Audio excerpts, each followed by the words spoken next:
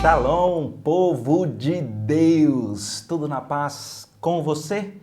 Eu espero que sim, que aquela paz de Deus que excede todo entendimento, guarde o seu coração nesse momento, nessa hora e na sua vida. Privilégio estarmos juntos mais uma vez.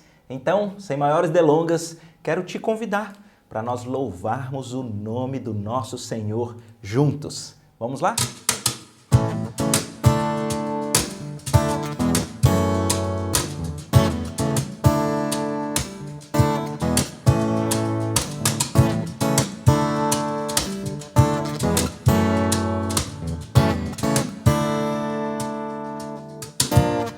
Sobre toda a terra tu és o rei, sobre as montanhas e o pôr do sol. Uma coisa só, meu desejo é: vem reinar de novo em mim, reina em mim com teu poder. Sobre a escuridão, sobre os sonhos meus, tu és o Senhor de tudo que sou. Vem reinar em mim, Senhor.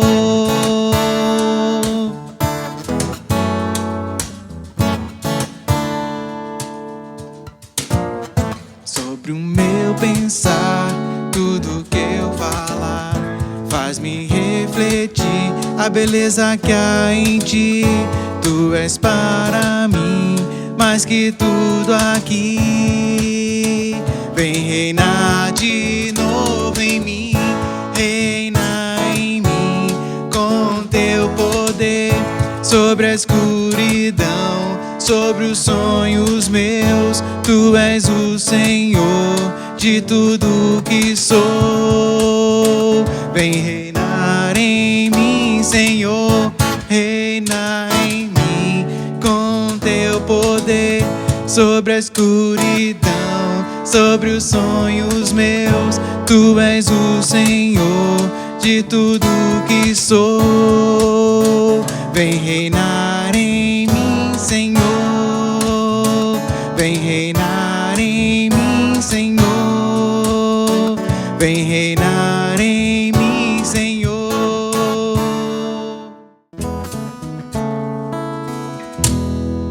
Como descrever, como explicar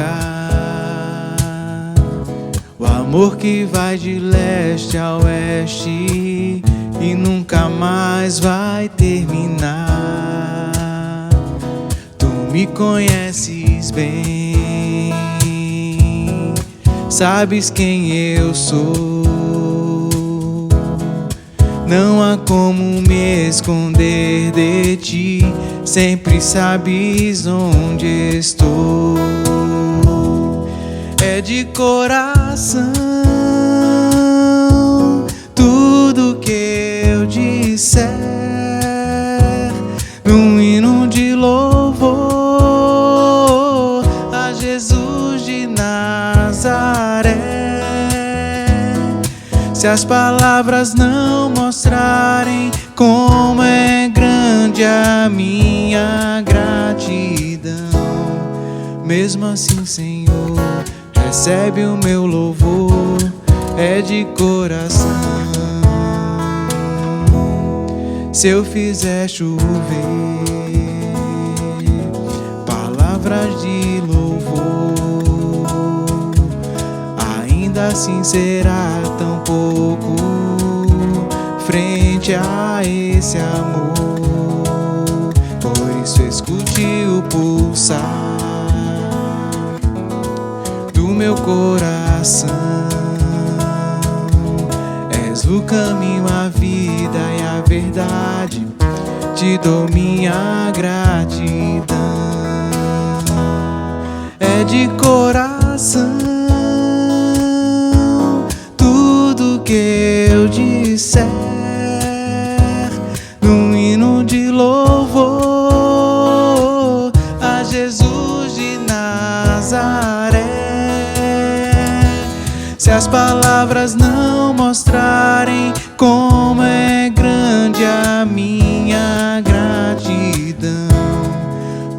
assim, Senhor, recebe o meu louvor.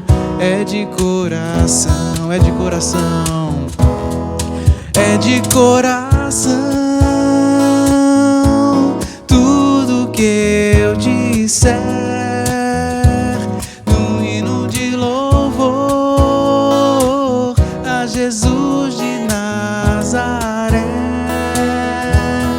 Se as palavras não mostrarem como é grande a minha gratidão, mesmo assim, Senhor, recebe o meu louvor. É de coração. Mesmo assim, Senhor, recebe o meu louvor. É de coração. Que privilégio, não é, queridos? Podermos louvar o nosso Deus aqui juntos, essa resposta de um coração grato por tudo que Deus é, pela vida, pelo privilégio de ser nova criatura em Cristo. Só podemos responder em louvor, não é verdade? E estava lembrando aqui que Deus habita no meio dos louvores. Então, não apenas aqui ou num momento solene, queria te lembrar que você pode, no seu carro, você pode no ônibus, você pode nos trajetos a pé, você pode louvar o Senhor, entoar hinos, novo cântico, enche o coração, não é verdade? Queridos, vamos para a nossa agenda de Deus? É um privilégio caminharmos pelas Escrituras, não é isso? Vocês sabem que de vez em quando você tem assuntos que eles iniciam e terminam no mesmo capítulo. Às vezes você tem vários assuntos no mesmo capítulo. Mas também pode ocorrer que algumas histórias, alguns assuntos, eles permeiam mais de um capítulo. É o nosso caso hoje. Nós chegamos em Números capítulo 24. Nós estamos ainda na história de Balaão. Balaão é conhecido.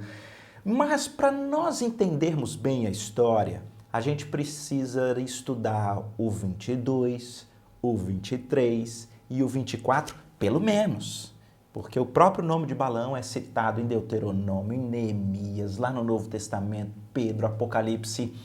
Então, para que a gente chegue bem aqui ao nosso capítulo 24, deixa eu fazer aqui essa contextualização dessa história, mas muito estranha. Quando a gente fala em Balaão, você que tem até mais tempo de igreja, o que vem à sua mente? O que você lembra?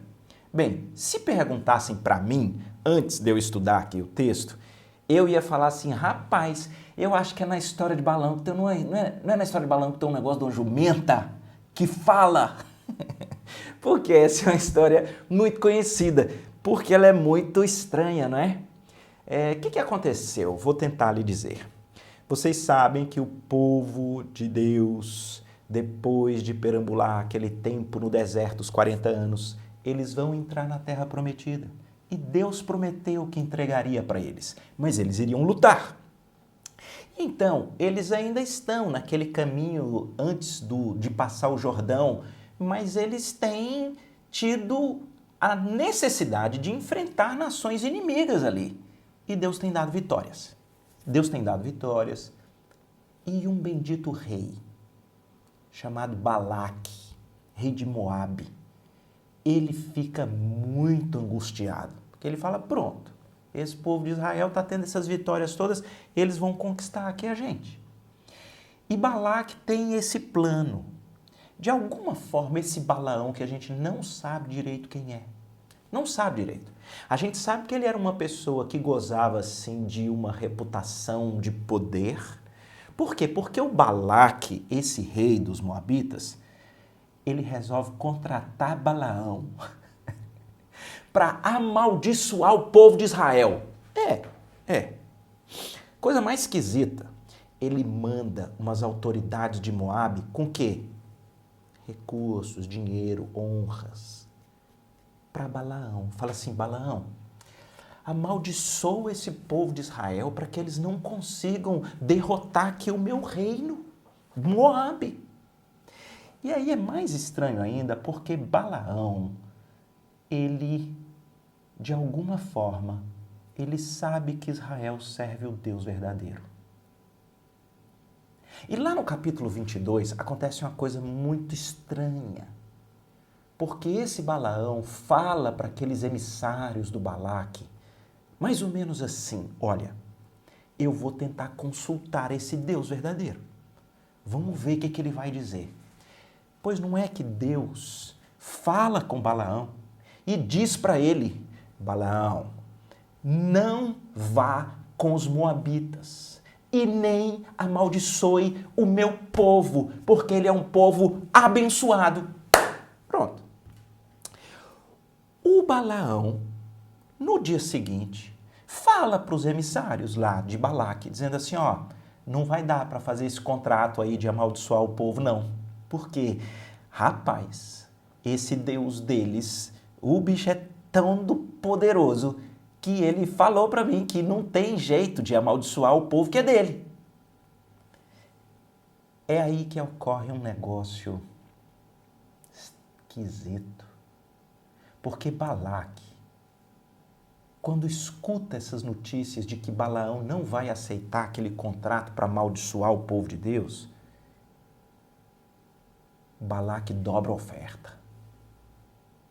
E fala assim, vê só, Balaão, eu vou te dar muita riqueza e vou te dar honras. E o Balaão aqui, ó, treme no coração por causa de um pecado que é o apóstolo Pedro que vai dizer para nós. Talvez a gente chegue nesse texto, lá na segunda carta de Pedro. Pedro vai dizer, Balaão, ele amou a ganância, que é o prêmio pela injustiça. E aí tem todo o enredo do nosso capítulo 22 e 23. O Balaão, ele fica querendo fazer uma coisa que ela é odiosa. Ele fica querendo tentar misturar Deus com a ganância, com os interesses próprios, com as suas intenções particulares. Ele consulta a Deus de novo e Deus, queridos, às vezes faz essas coisas. Deus diz para Balaão, ah é? É como se Deus dissesse, eu fui tão claro para você, não se junte com esse povo, não vá. E você está aqui querendo, insistindo, vai. Mas eu vou guiar. E aí é muito legal, porque ao mesmo tempo que Deus diz para Balaão, então vai com os moabitas, vai com Balaque, vai tentar amaldiçoar meu povo. Com isso, Deus estava abrindo um enredo onde ele ia tratar com Balaão, ia tratar com o próprio Balaque, por conta dessa obstinação. Balaão queria o dinheiro fácil. Queria seguir seus próprios interesses, mesmo que contrário às escrituras, mas ele queria argumentar que dava. Bem, deixa eu resumir para você o que aconteceu. Muito interessante. Balaão se une com Balaque. E de alguma forma ele tenta todo um esquema religioso para poder ver se ele consegue amaldiçoar o povo.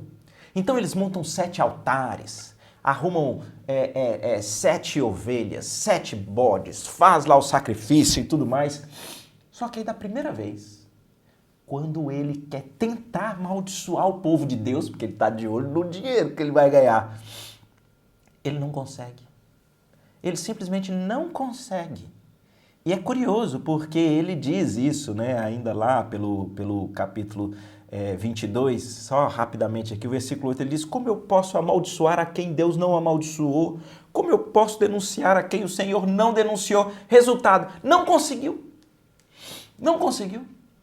Mas o Balaque, que é rei de Moabe, tem recursos, tem condição, fala, não, você foi contratado para isso. Pode seguir o esquema. Aí o Balaão tenta uma segunda vez. E é muito curioso, porque ele faz de novo todos aqueles esquemas. A Bíblia chega a dizer que ele tenta se envolver com agouros, né? Que vão lidar com adivinhação. Olha, ele apronta uma mistura, porque no fundo ele sabe que aquilo é contra a palavra de Deus. mas ele está de olho nas recompensas humanas. Mas o que acontece? A segunda vez é mais engraçado ainda. Porque quando ele tenta de novo amaldiçoar, Deus toma a boca de Balaão e ele agora não só não consegue amaldiçoar, como ele abençoa o povo. Em Números, no capítulo 23, ali a partir do 18, diz que proferiu então essa palavra. E diz, levanta, Balaque, ouve. Deus não é homem para que minta, nem filho do homem para que se arrependa. Porventura, tendo ele prometido, não o fará? Tendo ele falado, não cumprirá? Eis que para abençoar recebi ordem. Ele abençoou e eu não posso revogar. E a partir dali, Balaão, veja, ele queria fazer o contrário, mas ele não consegue resistir ao direcionamento de Deus. Ele abençoou. Eita, que o negócio fica quente. Aí, o Balaque pega ar, não é assim que a gente diz aqui no Nordeste? Pegou ar. Ele falou assim, não, pelo amor de Deus, rapaz, eu estou te contratando para amaldiçoar aquele povo. Usa os poderes aí, esses esquemas da religião, assim, você vai ganhar muito dinheiro, vai ter muita honra. Pois não é que então Balaão tenta terceira vez.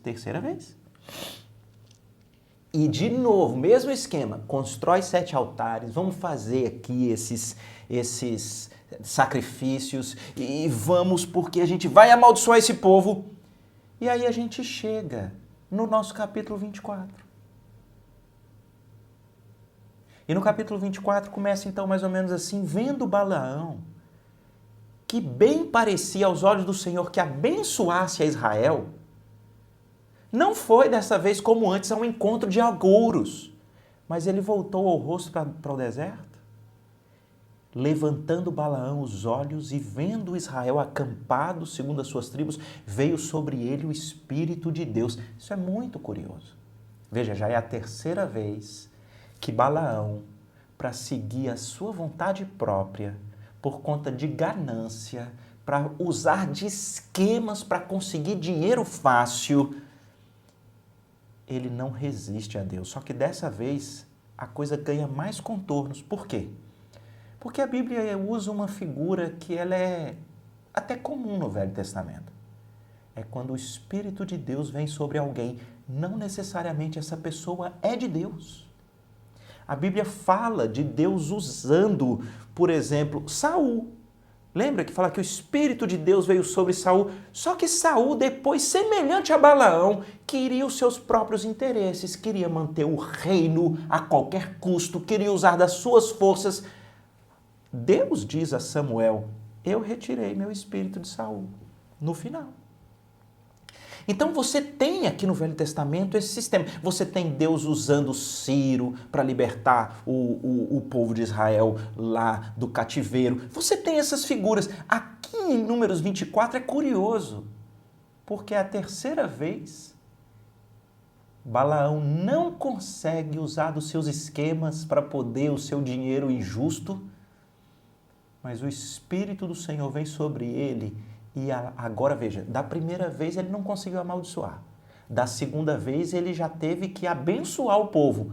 E agora, da terceira vez, a coisa cresce.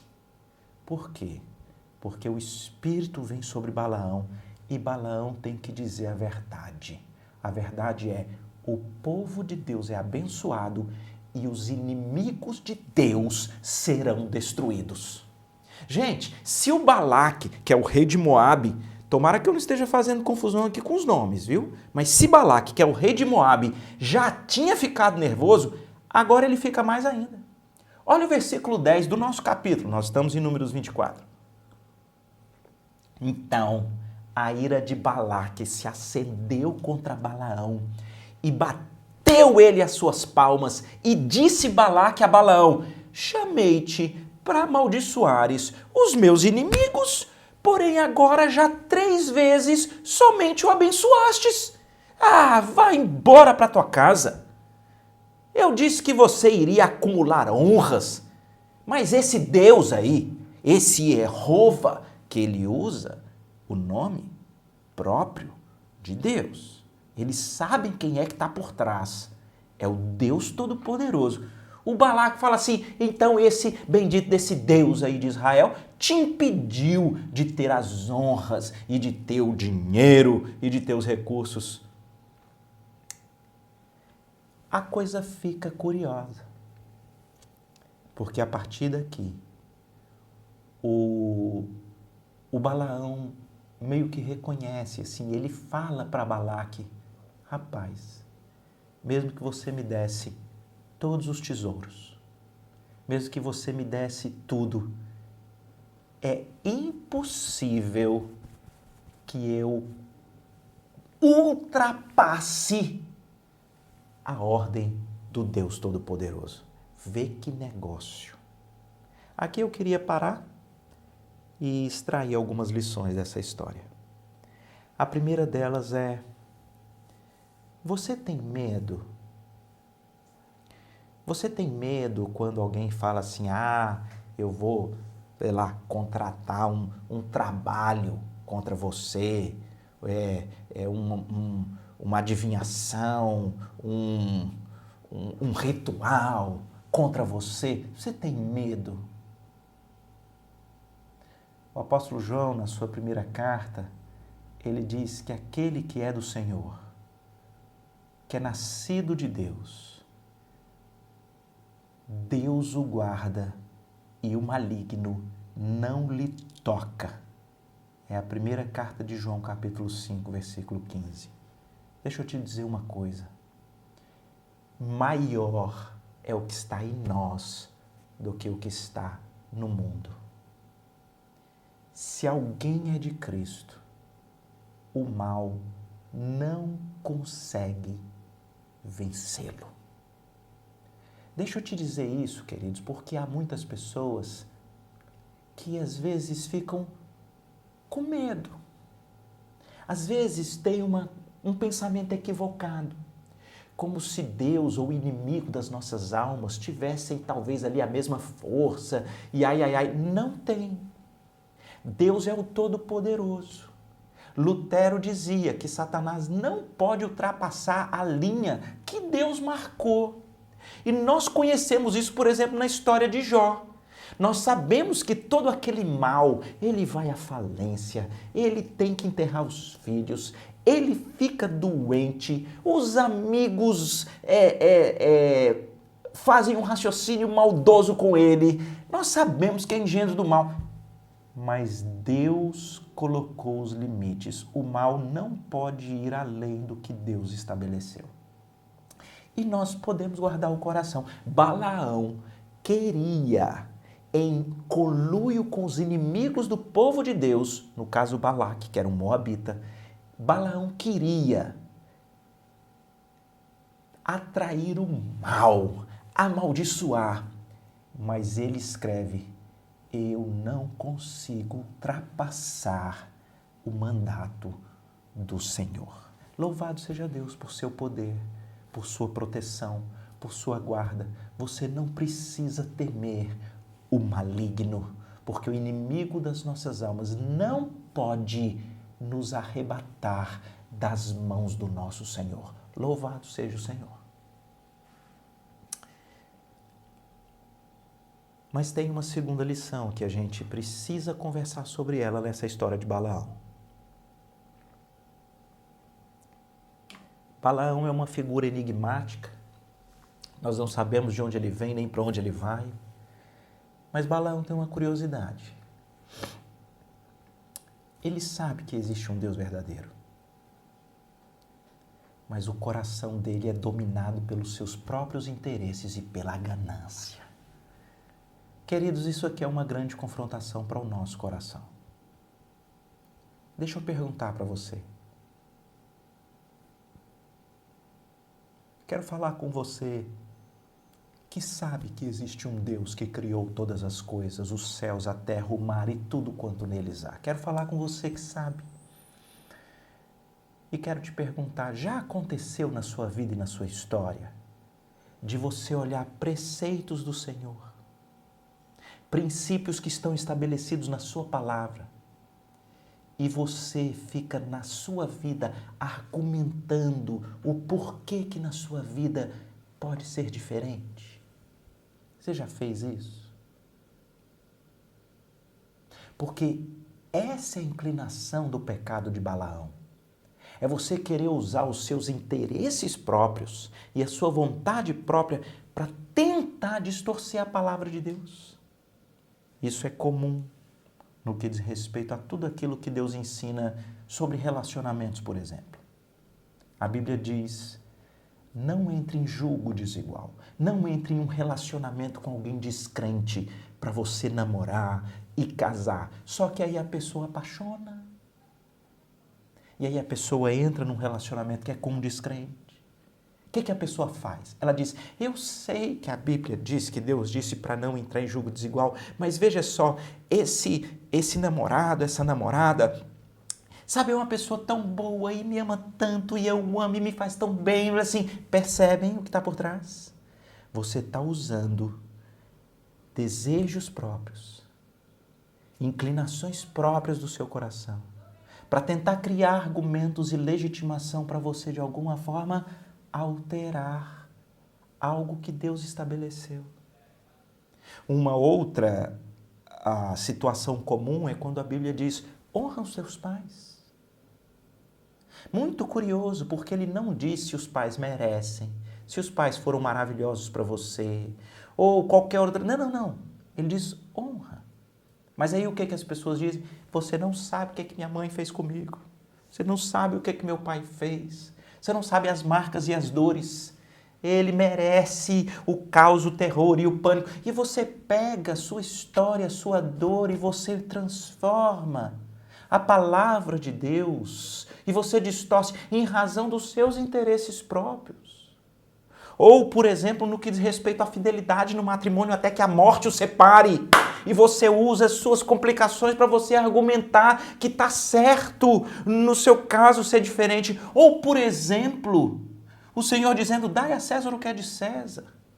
Não só negue e pague os seus impostos, seja honesto, mas você quer ter mais ganho, você quer ter mais recurso, e você então diz: tudo bem, eu sei que a palavra de Deus diz, mas é porque se eu não sonegar, se eu não desviar, então eu não vou me manter, não vou seguir. Ou, por exemplo, o dízimo. E você diz: tudo bem, eu sei, mas é porque, e eu estou apertado. O meu resumo é: às vezes a gente acha que uma história dessa de Balaão é uma coisa muito distante. Às vezes pode ser um princípio que está laçando o seu coração. Você usa argumentos pessoais, interesses próprios, para de alguma forma você conseguir alterar a palavra clara de Deus. Deus tinha dito, na primeira vez que Balaão consultou o Senhor, Deus tinha dito clara e evidentemente: não vá com Balaque e com os moabitas, são inimigos do meu povo. Não tente amaldiçoar o meu povo, esse povo é meu e ele é um povo abençoado. Tinha dito, mas Balaão ficou: mas eu quero, não, mas e se for dessa forma, e se for desse jeito, e se eu usar esse expediente, e se eu usar dessa forma, e se eu fizer isso, eu vou conseguir os meus interesses. Irmãos, o apóstolo Pedro, ele fala sobre isso, lá na sua segunda carta, no capítulo 2, no versículo 15, ele está falando de gente, olha o que ele diz: que abandona o reto caminho.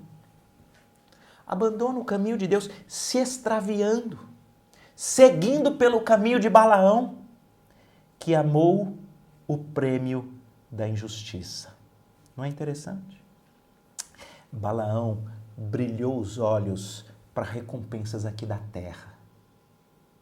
Em algum momento, um prazer, um romance, um recurso, um dinheiro, vai querer mexer com seus instintos de desejo. O caminho de Balaão é você abandona o caminho de Deus, se extravia por amar um prêmio que é injusto, É injusto por quê? Porque é contra Deus. É tão interessante porque Pedro diz no versículo 16, eu estou na segunda carta de Pedro, no capítulo 2, e diz: Balaão recebeu, porém, o castigo da sua transgressão, a saber, um mudo animal de carga, a jumenta, falando em voz humana, refreou a insensatez do profeta. O que Pedro diz que está por trás desse descaminho de Balaão? A tolice, a insensatez. Queridos, qualquer pessoa que queira usar argumentos da sua história, argumentos dos seus desejos pessoais para distorcer a palavra de Deus é um tolo. É um tolo. Não entre pelo caminho de Balaão. Não dê vazão aos seus interesses pessoais, às suas narrativas pessoais, às suas histórias pessoais, à sua ganância pessoal, para você distorcer a palavra de Deus. Você não vai conseguir e você, ao final, vai amaldiçoar a sua própria trajetória. Mas tem uma parte final aqui do nosso capítulo 22, ou 24, que eu quero conversar com você. Lembra que eu te falei que no final, diz aqui que, curiosamente, então, o Espírito de Deus tomou Balaão e Balaão trouxe agora uma profecia fortíssima. Deixa eu te dizer o que Balaão falou. Você está preparado? É um negócio maravilhoso.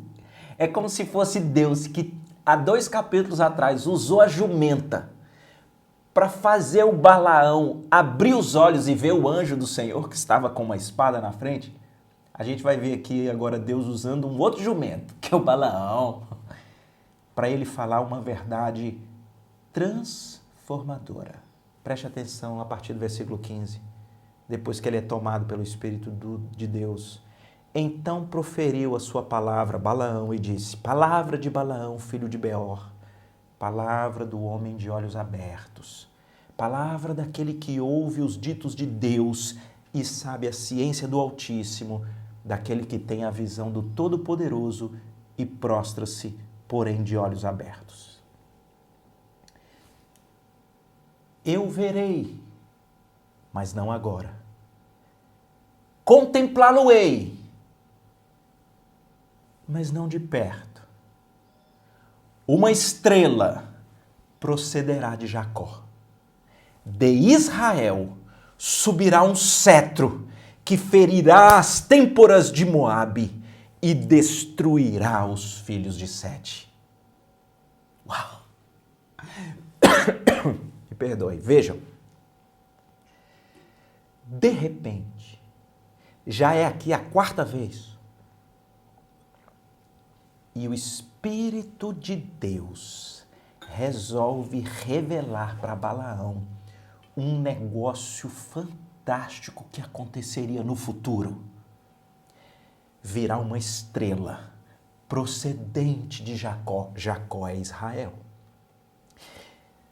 Subirá de Israel um cetro. E o que ele vai fazer?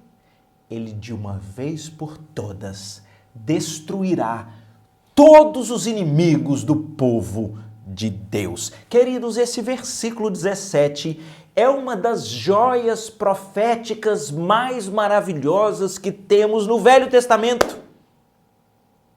Porque pensa aqui comigo, por que o Espírito de Deus, no caminho desse homem que é cheio de ganância, de interesses próprios, por que o Espírito de Deus toma esse homem para dar uma palavra para aquele Balaque que acha que com dinheiro resolve tudo, que com dinheiro compra tudo? Por que ele resolve falar de uma coisa que vai acontecer no futuro? Porque Deus é o Deus da verdade. Ele tinha um plano que seria concretizado. Qual plano, Roberto? Eu vou dizer de novo. Não é agora, mas virá uma estrela de Israel. Será levantado um cetro no meio do meu povo e ele destruirá todos os inimigos do meu povo. A partir do 18 em diante, é a profecia dizendo como que todos os inimigos serão destruídos. Deixa eu te perguntar, quem é a estrela da manhã? Quem é aquele que tem todo o poder? Quem é aquele que disse, toda autoridade me foi dada no céu e na terra? Eu vou dizer, é Jesus. O Espírito de Deus, depois de tanto esquema, jeitinho de Balaão com Balaque, ele resolve acabar com a brincadeira, dizendo, virá uma estrela, virá um cetro, e de uma vez por todas, todos os inimigos do povo de Deus serão destruídos. Louvado seja Deus. Eu gosto dessas figuras. O que é que a gente aprende com essa promessa da estrela que vem? Jesus é a estrela. O que é que a estrela tem? Quais são elementos que nós podemos aprender? A estrela ilumina o caminho para você não tropeçar. A estrela te ajuda a dirigir os seus passos. Mas a estrela, sabe qual é? A grande estrela que nós temos no nosso sistema solar chama o Sol. O Sol é uma estrela. A estrela aquece, a estrela dá vida, a estrela ilumina, a estrela dirige os passos. É Jesus. Quando Jesus chega na vida de alguém, ele ilumina e você sabe que o seu coração é corrupto, desesperadamente corrupto, ele é enganoso. E você então tem o caminho iluminado para você não mais seguir as inclinações do seu coração, mas você pode seguir o caminho que a estrela mostra para você, que é o caminho do arrependimento, que é o caminho da compreensão espiritual da obra que Cristo fez, é o caminho da entrega da sua vida para Deus. Ele é a estrela, ele lhe aquece, ele lhe dá vida, você sabe disso. Você sabe que se você privar nós seres humanos do sol, começa com a falta da vitamina D, mas é um sem número de coisas que a gente vai murchando, ficando xoxo. É você sem Jesus. Você vai murchando, ficando xoxo, você vai ficando sem graça. Você precisa de Jesus como nós precisamos, biologicamente falando, do sol como estrela. Jesus dirige os seus passos, ele aquece o seu coração, ele alimenta a sua alma. Mas não é só isso. O texto diz que Jesus é o cetro. O que é o cetro? Você sabe. O cetro é aquele objeto do rei que revela o seu poder. Lembra da história de Esther? Na história de Esther era assim, o rei tinha um cetro. Se alguém entrasse na presença dele, se ele estendesse o cetro, a pessoa estava viva. Se ele fizesse outro movimento com o cetro, matava uma pessoa. O cetro é aquele objeto que é uma revelação do poder do rei. Sabe o que o texto está dizendo? O Espírito do Senhor tomou a boca desse homem mal-assombrado que é o Balaão para dizer, virá uma estrela e ele vem como cetro. Queridos, preste atenção no que eu vou dizer. O cetro é o simbolismo do domínio, do governo, do poder de Deus sobre a vida do povo de Deus. Quando Jesus começa sua pregação, ele diz, arrependei-vos porque o reino, o domínio, o poder de Deus chegou. Deixa eu dizer uma coisa para você. Esse versículo 17 estabelece os dois grandes elementos de Jesus que você precisa entender e você precisa ter na sua vida. De um lado, Jesus é o Salvador, é a estrela. Jesus, ele te permite enxergar a realidade espiritual.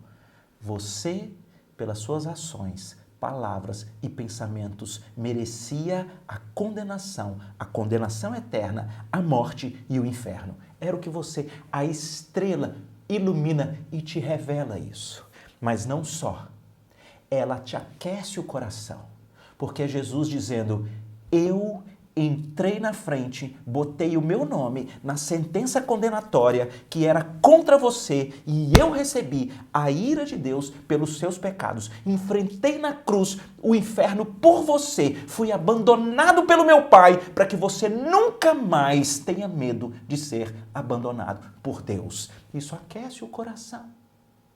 Isso nos salva daquele destino eterno de condenação que, por natureza, eu e você tínhamos.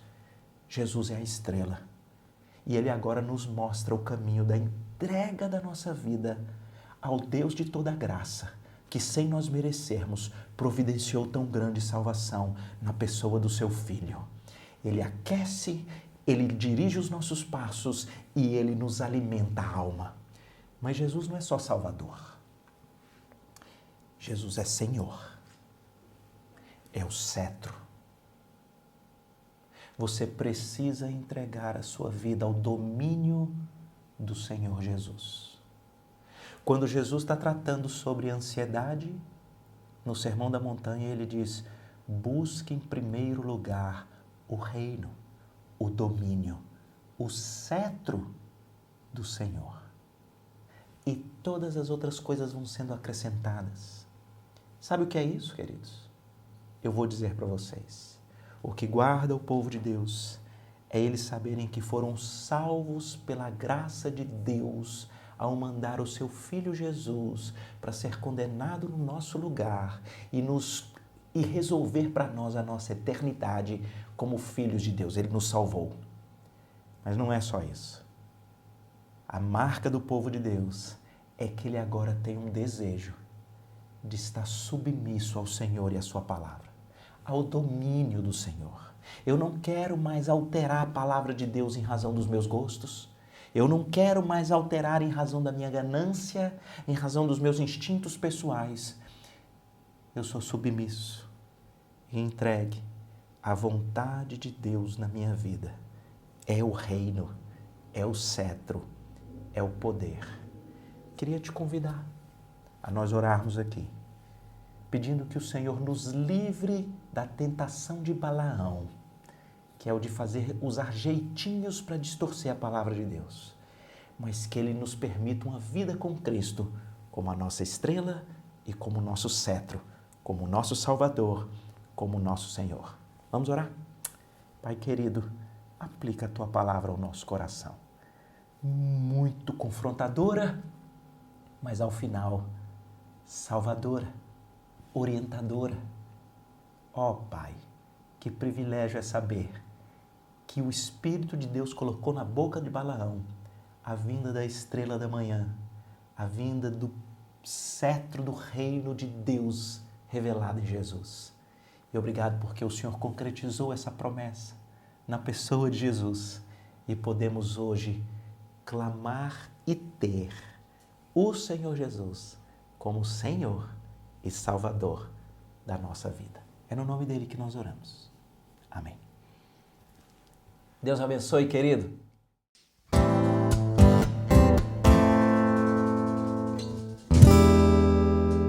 Seu nome é maravilhoso, conselheiro, príncipe da paz.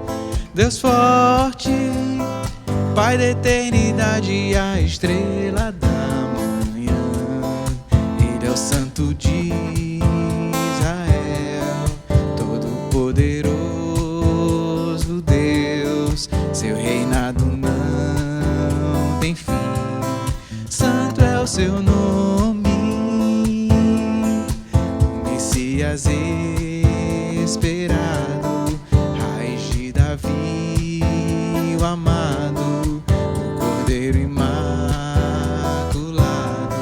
Santo é o seu nome, seu nome é maravilhoso, conselheiro, príncipe da paz. Deus forte, Pai da eternidade, a estrela da manhã. Ele é o Santo de Israel, todo-poderoso Deus. Seu reinado não tem fim. Santo é o seu nome,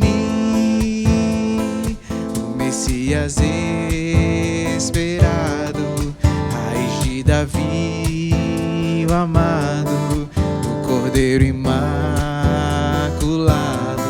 Santo é o seu nome, por isso todo louvor a Ele.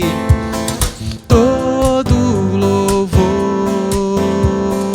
honra e poder, glória e majestade ao soberano Rei dos Reis. Todo louvor,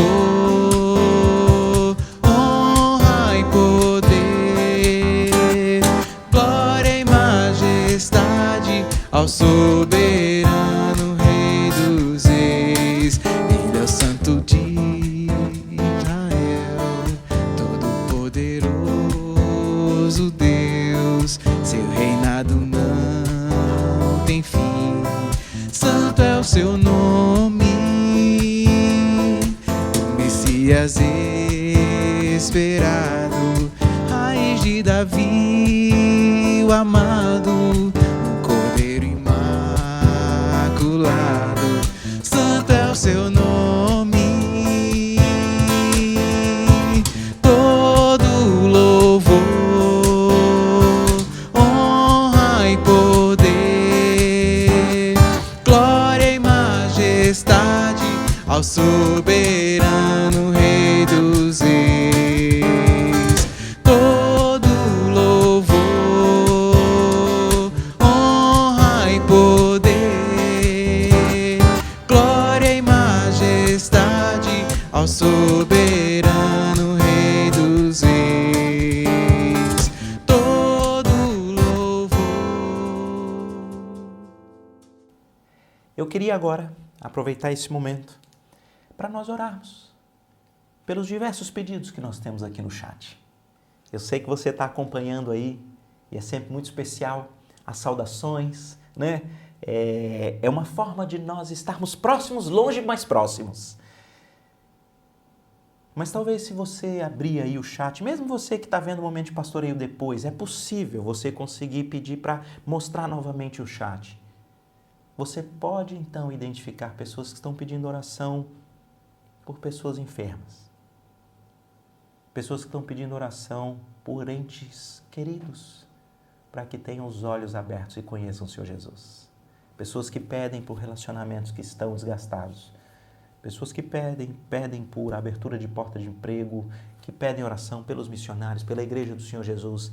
E eu queria que nós orássemos nesse instante. Pai querido, quero apresentar aqui todos esses pedidos no teu altar. O Senhor conhece cada um. O Senhor sabe os que estão enfrentando a enfermidade. O Senhor sabe aqueles que receberam diagnósticos difíceis. Só o Senhor pode dar direcionamento aos médicos. Só o Senhor pode dar bom efeito aos medicamentos. Só o Senhor pode até milagrosamente extirpar qualquer complicação. Visita os enfermos, em primeiro lugar com a tua presença, com a certeza de que é o Senhor quem está com eles e que eles possam permanecer firmes com os olhos postos no Senhor, iluminados, aquecidos, dirigidos pela estrela que é Cristo e submissos ao reino do cetro do próprio Senhor Jesus. Clamo, Pai, pelos relacionamentos. Visita nossos lares com salvação. Que o Senhor abra o coração daqueles que andam com o coração empedernido, que conheçam o Senhor Jesus. Restaura relacionamentos. Visita com o milagre da reconciliação. Abre portas de emprego.